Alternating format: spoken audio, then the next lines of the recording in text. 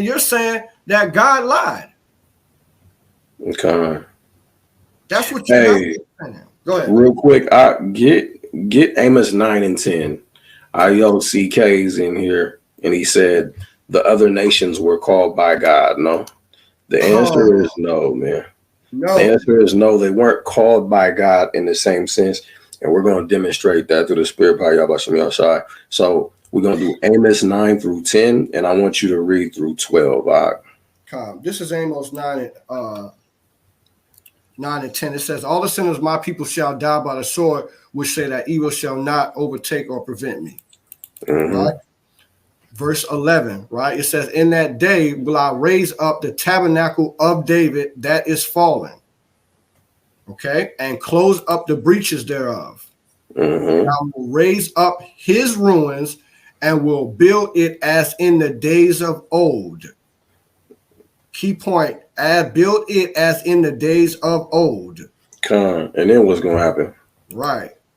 That they may, the remnant, this is the ruins, the tabernacle of David that has been risen up. And how was it in days of old? When David had it, it was both kingdoms. You're right. No more two nations. More two nations. That they may possess the remnant of Edom. And of all the heathen. Right? Here we go. Which are called by my name. Boom. Now he's like, oh, see, cut. Watch this, though. Revelation 11 and 15. Wow. This is what it's talking about. Whew, you're done. Watch this. This Revelation chapter 11 and verse 15. Right? It says, and the seventh angel sounded, and there was a great voice in heaven saying, the kingdoms of this world are become the kingdoms of our Lord, right? And of his Hamashiach, and he shall reign forever and ever. So those kingdoms are becoming the kingdoms of our Lord. Now let's get Psalm chapter 2, and I want you to get Revelations 2 also. Hold that real quick. Get Psalm 2 and 6. Yeah, I know what you want here. This is Psalms 2 and 6. And read through 9. It says, yet I have set my king upon my holy hill of Zion. I will declare the decree. The Most High Yahweh have said unto me, thou art my son.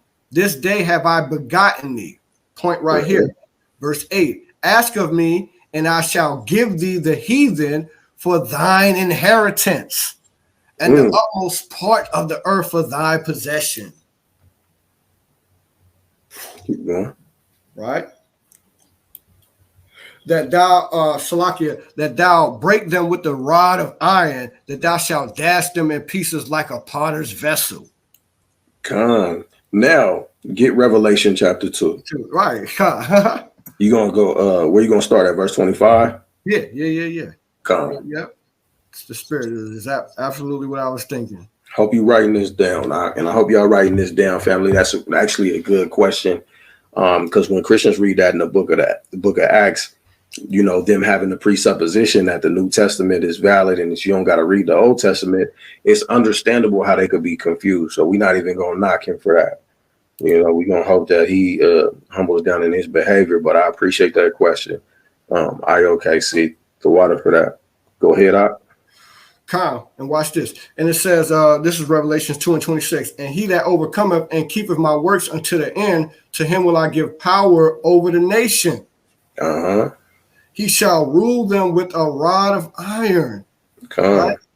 And as the vessels of a potter shall they be broken to shivers, even as I have received of my Father. The kingdoms of this earth are now the kingdoms of our Lord. Now let's put a cap on it. Numbers 24 and 17, Baba Risha. Numbers 24 and 17. All right, let's see this star, right? All right, this number 24 and 17. And it shall I shall see him, but not now. I shall behold him, but not nigh. There shall come a star out of Jacob, and a scepter shall rise out of Israel. Dominion shall rise out of Israel. Right, that's the scepter, the dominion, right? And shall smite the corners of Moab, and destroy all the children of Seth. When you look this word up, this is all nations outside of Israel. That comes from the word Seth. It's just another transliteration of that word Seth, who came from Adam after Abel was slew. But keep going, because we're gonna see what this looks like, who's participating in this. Right. And Edom, right, shall be a possession. That sounds just like Amos 9 and 12, right? Seir also shall be a possession for his enemies, and Israel shall do valiantly. All right. Out of Jacob shall come he that shall have dominion. And then what? He shall destroy him that remaineth of the city.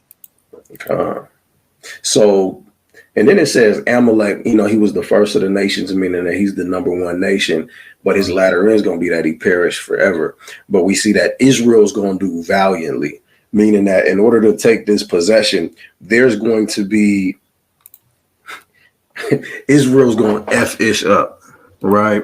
So with that, I hope that answers your question. Hold on. I got one more thing to show this, brother. Amos 9 and 12, right? Let me show you something, right? Okay. Did we just read Amos 9 and 12? Yeah. This is what the brother asked about, right? You might have to rewind it. I don't think he's listening. Okay. But this was a while ago that he asked that. This was 6:35 that he answered that. It's 6:41. So this was probably an old question, I.O.C.K. We're gonna move on because we know the people want to see what the rest of this video is doing. We're gonna ask them to hold his questions to the end of the video going forward. Brothers and sisters in the truth, if you got questions, feel free to ask. But we moving on. 3:13 says, if your sin is paid for, then you're not under the curse. I'm paraphrasing it because we already read it, so I hope that's okay. But the idea of returning to the land and all that stuff, to me, that's not nearly as important. So I don't focus on it as much. I focus on the